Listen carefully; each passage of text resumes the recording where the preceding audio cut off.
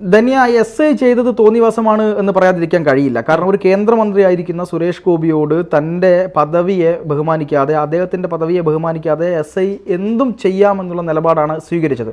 കേരളത്തിലെ ആഭ്യന്തര വകുപ്പിന് കീഴിലാണ് താൻ ഉള്ളതെന്നും അതുകൊണ്ട് തന്നെ തനിക്ക് എന്തും ആവാമെന്ന നിലപാടാണ് അദ്ദേഹം സ്വീകരിച്ചത്. പക്ഷേ ആ ഒരു നിലപാട് സ്വീകരിച്ചപ്പോൾ അദ്ദേഹം ഒരു കാര്യം മനസ്സിലാക്കേണ്ടതായിരുന്നു. എന്തെങ്കിലും പ്രശ്നം വന്നാൽ ഇവന്മാരും ഉണ്ടാവില്ല എന്നുള്ള കാര്യം. കാരണം നിർബന്ധപൂർവ്വം സർക്കാരിന് അദ്ദേഹത്തിനെതിരായിക്കൊണ്ട് നടപടി എടുക്കേണ്ട ഗതികേടിലേക്ക് സർക്കാർ പോകുന്നു എന്നുള്ളതാണ്.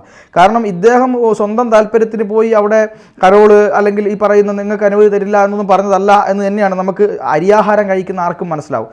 കാരണം അവിടെ ഈ പറയുന്ന സിറോ മലബാർ സഭയുടെ അധ്യക്ഷനായിട്ടുള്ള മാർ റാഫേൽ തട്ടിൽ അദ്ദേഹം തന്നെ വരുന്ന സമയത്ത് തന്നെ ആ പള്ളി ഏതാണെന്ന് നോക്കി അവിടെ പോയിട്ട് ഒരു പ്രശ്നം ഉണ്ടാക്കുന്നു. ആ പ്രശ്നം ഉണ്ടാക്കിയിട്ട് മറ്റ് പള്ളികളിലൊന്നും തന്നെ ഇവർ പോയിട്ട് പ്രശ്നം ഉണ്ടാക്കിയിട്ടില്ല. പോലീസ് കയറിയിട്ട് നിങ്ങൾ അവിടെ അനുമതിയുണ്ടോ എന്ന് ചോദിച്ചിട്ടില്ല.